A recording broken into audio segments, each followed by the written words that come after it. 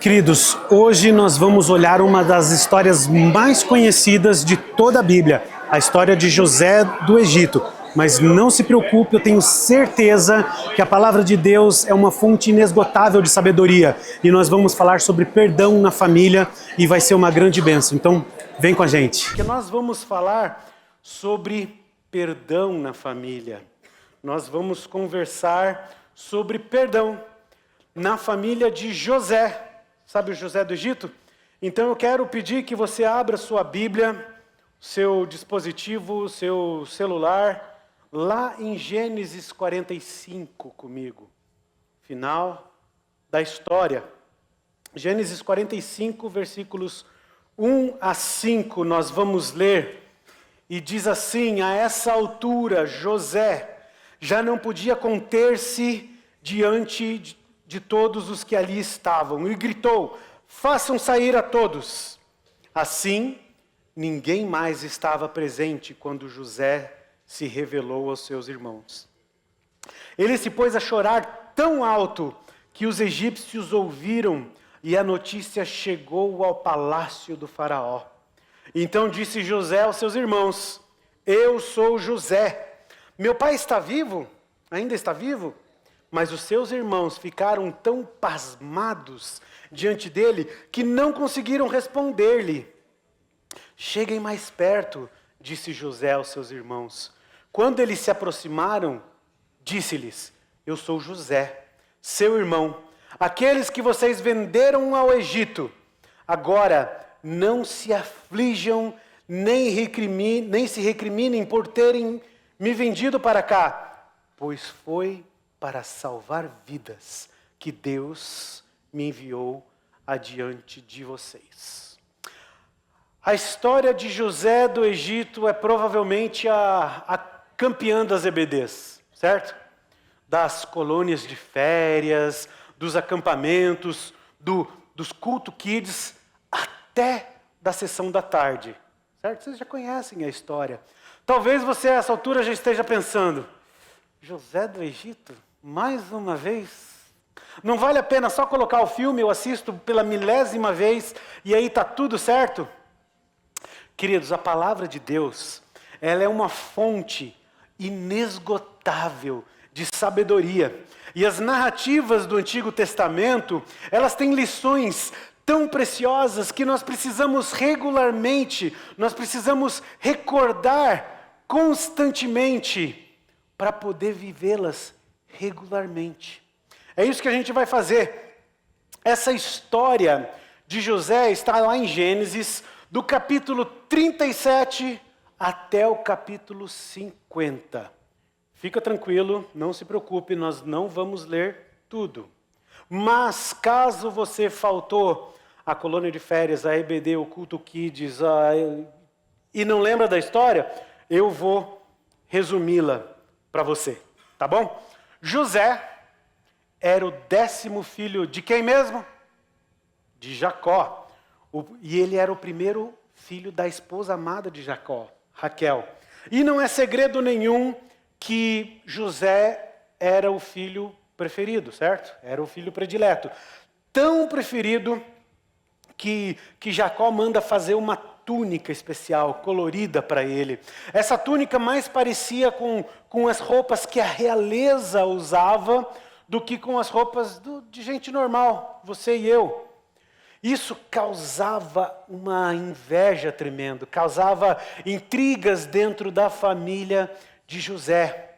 Para piorar a situação, José tinha sonhos. Esses sonhos envolviam os seus irmãos se curvando diante dele. E ao invés de ficar quieto, o que José fazia?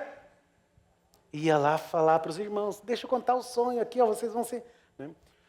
José era um adolescente mimado, mais ou menos 16 anos.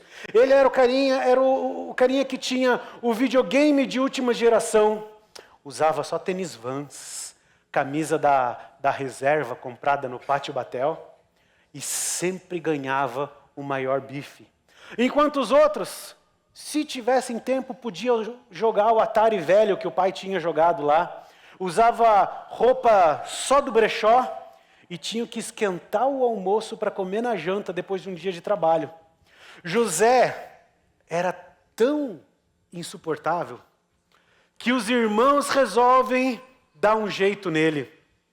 Um dia Jacó, o pai, manda José para ver se estava tudo bem com os filhos no campo, com os outros filhos no campo. E aí os irmãos de José, ao avistar ele de longe, têm uma ideia. Vamos matá-lo! Aí Rúben, que era um pouquinho mais consciente das coisas, ele diz, não, espera aí. Vamos apenas jogar José nesse poço aqui, nessa cisterna. O que Rúben queria mesmo era dar um jeito para depois levar José para o pai de volta, sabia que era o filho preferido, né? Mas antes que ele pudesse seguir com o plano dele, Judá, lembra do Judá, filho mais velho, dá outra ideia. Se nós simplesmente deixarmos José nesse poço, o que a gente ganha com isso? Nós podemos nos livrar dele e ainda ganhar um dinheirinho. Está vendo aquela caravana de egípcios? Vamos vender José para eles como escravo. E foi isso que eles fizeram. José então se torna escravo. Ele vai para a casa de um alto oficial do Egito chamado, quem lembra? Potifar. Vocês frequentaram o EBD, muito bom. Lá, a mulher do Potifar, eu gosto de chamar ela de Potifera, né? Ela acusa José falsamente de assédio. E José vai para onde? Na cadeia. Lá José interpreta sonhos. E quando o próprio faraó tem alguns sonhos muito esquisitos, finalmente José é lembrado, é chamado para interpretar os sonhos. E José para onde? No palácio. Tudo que José fazia prosperava. Ele então se torna o governante de todo o Egito. Você lembra disso? Aí o que acontece? Uma grande fome se espalha por toda a terra, menos em um lugar: Egito. Por quê? Porque José tinha interpretado os sonhos do faraó e eles estavam guardando comida. Os irmãos de José, então, precisam ir para o Egito para buscar comida. E aí eles chegam lá e dão de cara com José. Só que eles não o reconhecem. Os irmãos, então, se prostram diante de José, ou diante do governador do Egito, exatamente como o sonho que José teve quando era garoto. José, então, acusa, movido talvez de ira, de vingança, acusa aqueles jovens, os irmãos dele, de serem espiões. Ele descobre que a sua mãe, Raquel, teve um outro filho com Jacó. Então José diz que só acreditaria nele se eles voltassem para a terra natal deles e voltassem com o filho mais novo dos 12 ali. Então, eles voltam para casa de mãos vazias e em casa, muito contrariado, Jacó, o pai, permite que os irmãos então regressem ao Egito com o filho mais novo, Benjamim. Caso contrário, eles iam morrer de fome. Eles então chegam no Egito e são hospedados na casa de José. A essa altura, José estava com as emoções à flor da pele. Estava uma pilha de nervos. Entre uma garfada e outra, José chama o administrador e fala assim, o seguinte: vá, encha as sacolas deles com mantimentos. Mas na sacola do mais novo, desse tal de Benjamim, você coloca esse copo de prata especial meu aqui. De manhã, então, depois com os mantimentos prontos, eles saem, mas antes que pudessem se afastar, José diz ao administrador para fazer o flagrante. Benjamim, então, é acusado e José exige que ele se torne escravo do Egito. É nesse ponto que nós chegamos no texto que nós acabamos de ler. Esse texto é a conclusão de uma luta interior que José está tendo, algo enorme dentro dele. E o problema que esse texto revela é a luta de José para perdoar os seus irmãos. A luta de José com sentimentos e emoções em relação aos seus irmãos leva ele a uma exaustão emocional. Você já se sentiu assim? É por isso que José explode aqui. Ele não aguenta mais. Olha só as expressões no texto. Ele diz assim, o versículo 1 diz: a essa altura, José não podia mais conter-se. Era mais forte do que ele. O versículo 2: e ele se pôs a chorar tão alto que os egípcios ouviram, e a notícia chegou ao palácio do faraó.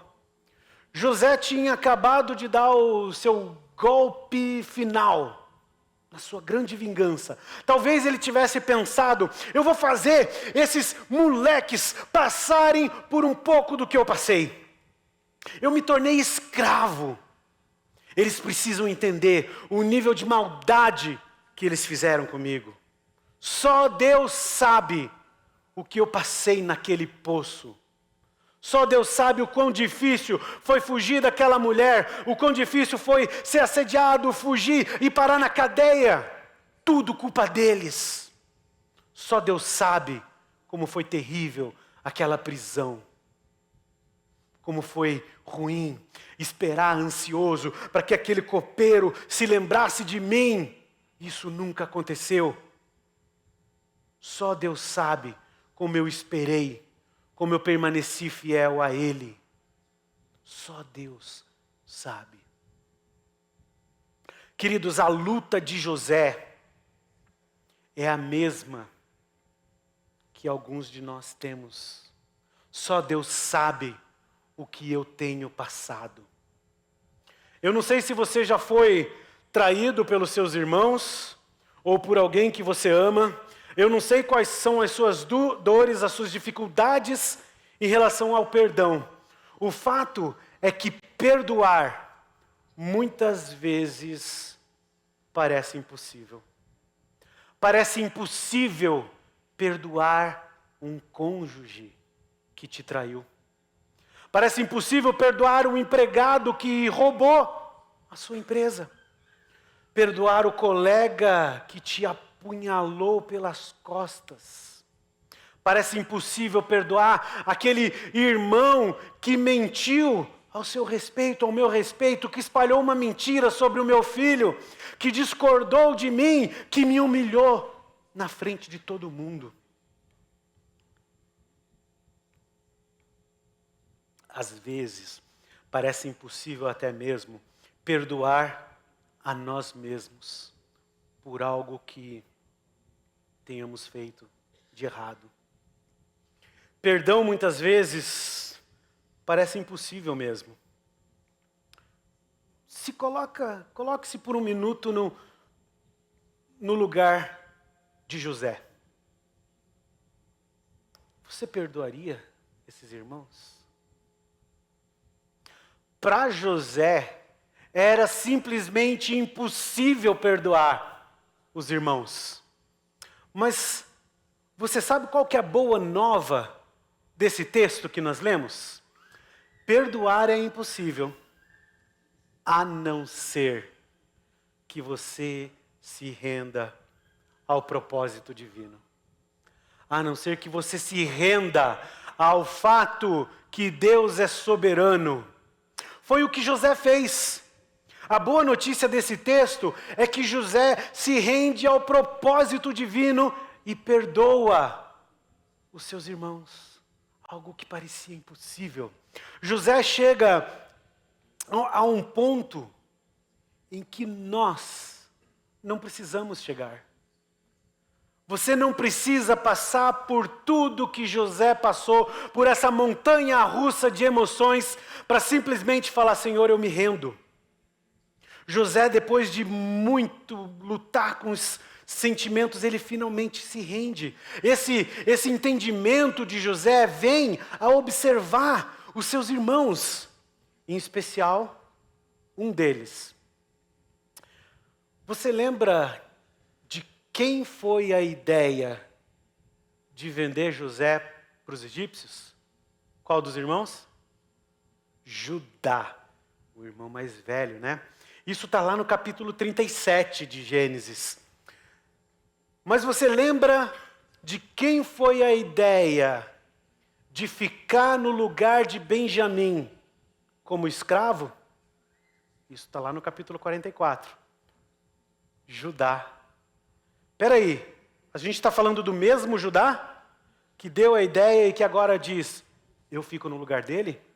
O que acontece entre Gênesis 37 e Gênesis 44? Eu sei uma coisa que acontece, Gênesis 38. O que fala lá em Gênesis 38? É a história de Judá e Tamar. Olha só que interessante, a palavra justiça ou justificar na língua hebraica é tzadik. E ela aparece só 2 vezes em Gênesis. No livro inteiro de Gênesis, nos 50 capítulos, só aparece 2 vezes. É a mesma pessoa que fala, da mesma boca. Quem que fala essa palavra? Justiça? Judá. A primeira vez é em Gênesis 38.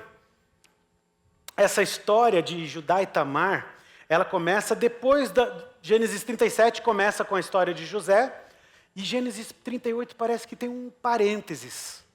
E o autor foca nessa história de Judá e de Tamar. E esse capítulo foca naquilo que parece ser o início da transformação do filho mais velho de José. Tamar era a esposa de um dos filhos, do filho mais velho de Judá. Esse filho, a Bíblia diz que ele era mau, que ele fez o que Deus reprovava. E o versículo 7 diz assim que por causa disso Deus o matou. E naquela época a regra era clara. O segundo filho deveria dar continuidade à descendência. Mas esse filho também não era flor que se cheire. E ele morreu. Judá então fala para Tamar, não se preocupe, espere o meu filho mais novo crescer e ele casará com você. Mas na verdade eu desconfio que o que ele estava pensando era algo do tipo, todo mundo que casa com essa mulher morre. Meu filho vai morrer também, estou fora, vou dar um jeito aqui. E então ele não faz aquilo que ele deveria fazer. Um dia então Tamar se disfarça de prostituta e seduz Judá em troca de um cabrito.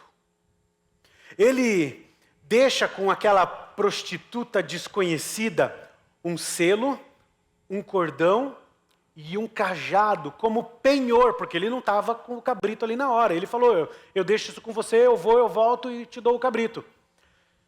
Então ele vai para casa e quando ele volta com o cabrito, na verdade ele manda alguém com o cabrito, ele pergunta por todos os lugares, onde está aquela prostituta cultual? E fala, não tem prostituta nenhuma aqui, ninguém sabe de nada. Ele, tá bom, então que fique com ela o que eu passei para ela. Só que 3 meses depois ele descobre o quê? Que Tamar, a sua nora, está grávida. Que absurdo, vamos queimar essa mulher. Eu vou me livrar dela, todo mundo morre, eu queimo, estou resolvido. Então Tamar revela que o pai da criança que ela esperava era o quê? O dono daquele selo, daquele cordão e daquele cajado. E então Judá reconhece. E lá no capítulo 38, versículo 26, ele diz assim, ela é justa, tzadik. Ela é mais justa do que eu, porque eu não a dei a selar o meu filho. A segunda vez que essa palavra aparece em Gênesis é no capítulo 44. Logo após José acusar Benjamim de roubo, Judá diz o seguinte, olha no versículo 16 do 44. Respondeu Judá, o que diremos ao meu senhor? Que podemos falar? Como podemos provar a nossa inocência? justiça. Como podemos provar que sou justo?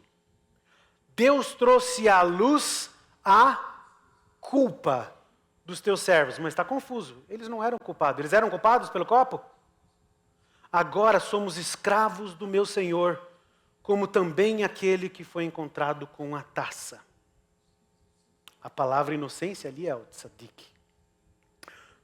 Queridos, o que leva José a assumir, ou José não, desculpa, Judá, a assumir a culpa que não era dele?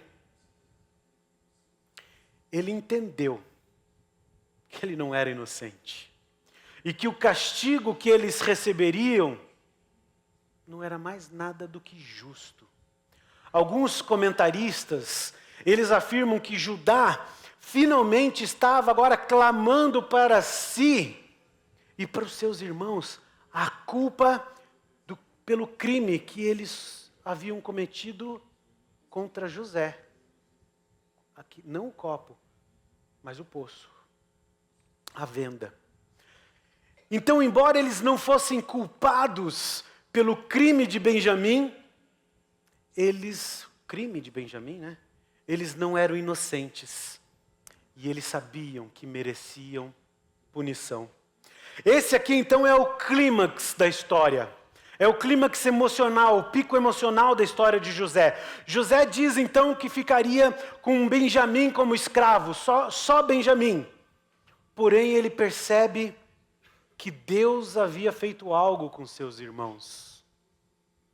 Deus havia mudado Judá ao ponto dele se oferecer para trocar por seu irmão, em troca do seu irmão. Olha só o que Judá diz, versículo 33.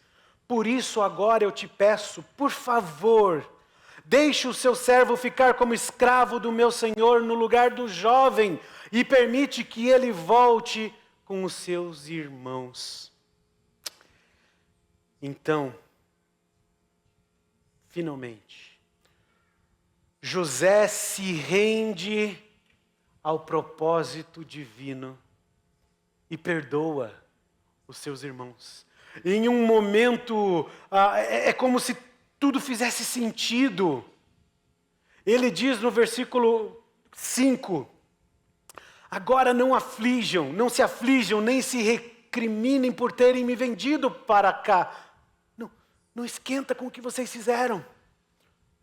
Pois foi para salvar vidas que Deus me enviou adiante de vocês. Vocês acharam que estava fazendo alguma coisa, mas era Deus fazendo algo maior. Vocês acharam que estavam cometendo algo terrível, mas Deus estava fazendo algo maravilhoso. Queridos, assim como José se rendeu, você e eu podemos nos render a esse propósito divino. Isso acontece quando nós entendemos que perdão é resultado da vitória do propósito divino sobre o desejo humano. O perdão é a vitória, é o resultado da vitória do propósito divino em cima do meu desejo. O desejo de José, assim como muitas vezes o seu e o meu, passava por justiça, por vingança, por ira, por retribuição do mal que foi feito a nós, certo? Mas o perdão verdadeiro vem quando nós nos rendemos ao propósito de Deus, mesmo sem entender. Quando nós aceitamos que Ele sabe o porquê. Às vezes, como no caso de José, essa luta, essa vitória, vem depois de muita luta. Birra, tentativa de vingança, ira, guerra contra Deus, contra os irmãos. Outras vezes, essa vitória vem por uma simples entrega. Quando você se rende à soberania do Senhor. Quando você simplesmente se ajoelha e diz, eu eu me rendo. Queridos, todos os dias nós temos uma escolha. Eu vou perdoar e esperar, ou eu vou insistir e espernear? Você vai esperar ou você vai espernear? Perdão, queridos, é ação. Perdoar é verbo. Perdoar não é emoção.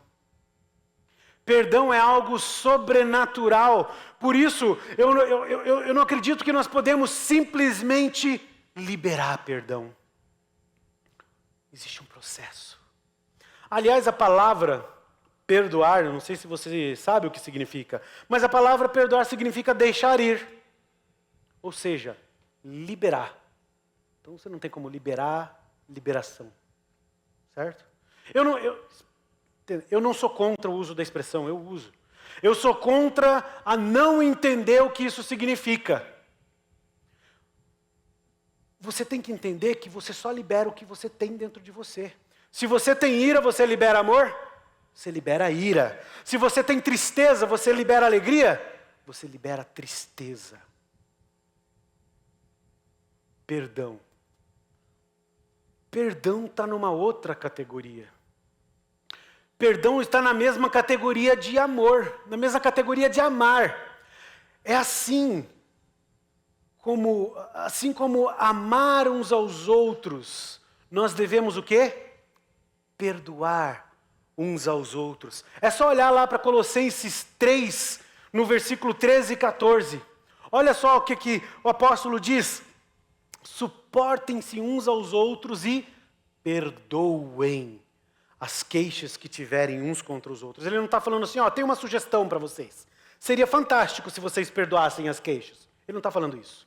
Aí ele diz, perdoem como o Senhor lhes perdoou. Acima de tudo, porém, revistam-se do amor. Você percebe a ligação entre amor e perdão? Que é o elo perfeito. Queridos, perdoar é imperativo.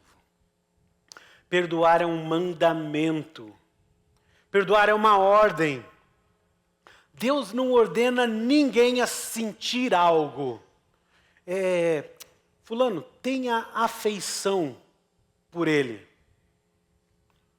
Olha, goste do fulano. Não. O que Deus faz é nos ordenar. Você deve amar fulano. Você precisa perdoar Beltrano.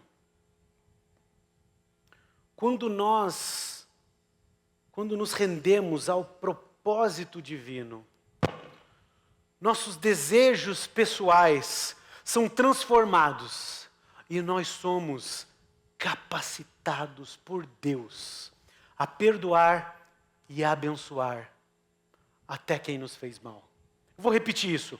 Quando nos rendemos ao propósito divino, nossos desejos pessoais são transformados e nós somos capacitados por Deus, sobrenaturalmente capacitados a perdoar e abençoar até quem nos fez mais mal.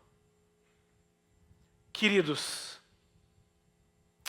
a grande mensagem aqui hoje é: pare de lutar. Desista. Entregue-se.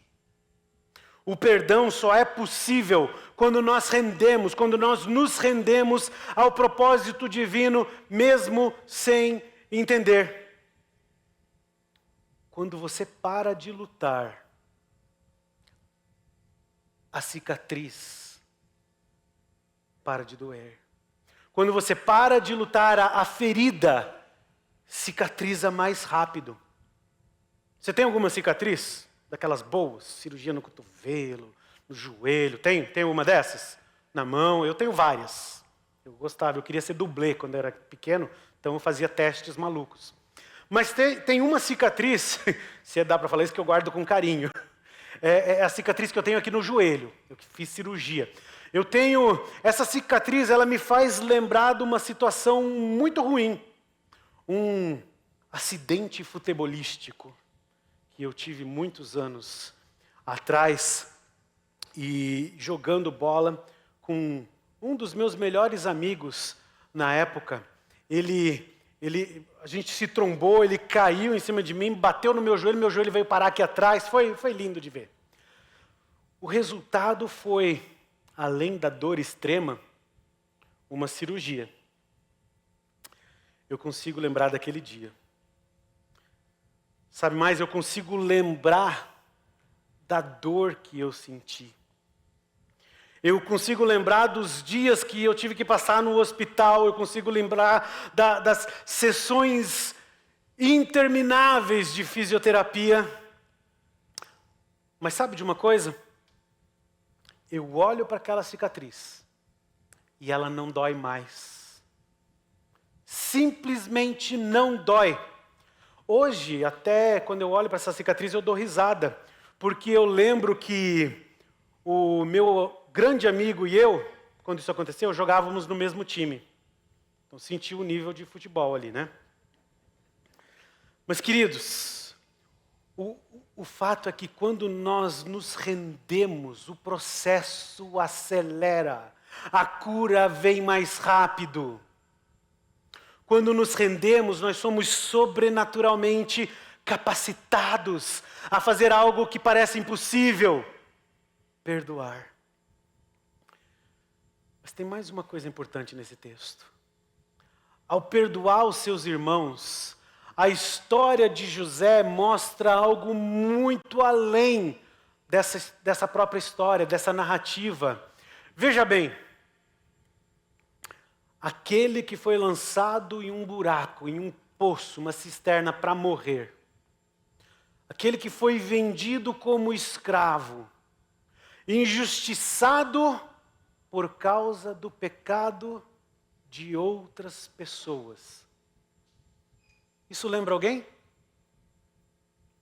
Aquele que poderia simplesmente matar os seus agressores, os criminosos, os que fizeram o mal, resolve perdoar e salvar a família inteira. Você consegue fazer um paralelo? Dessa família que é perdoada e salva, surge um grande povo, o povo de Israel. Desse grande povo surge um grande rei, o rei Davi. Desse grande rei surge o Messias, que foi também lançado numa cruz, que pagou o preço da escravidão do pecado, que foi injustiçado por causa do pecado de outros. Você percebe? Essa não é uma história apenas sobre a luta de José para perdoar os irmãos. Ela é maior. Essa é uma história que aponta para uma luta cósmica, para uma batalha que tem a ver com o universo todo e que aponta para a vitória de Cristo sobre a morte. Queridos, o perdão é a decisão de render sua vontade em obediência à ordem divina. Por quê? Porque Ele nos amou e perdoou primeiro. Porque Ele perdoou nós, os ofensores. Você pode perdoar o seu ofensor. Meus irmãos, nós não podemos sair daqui hoje sem assumir algum tipo de compromisso. Talvez você vá para casa, vai lembrar da história de José, muito bonito. E daí? O que você vai fazer?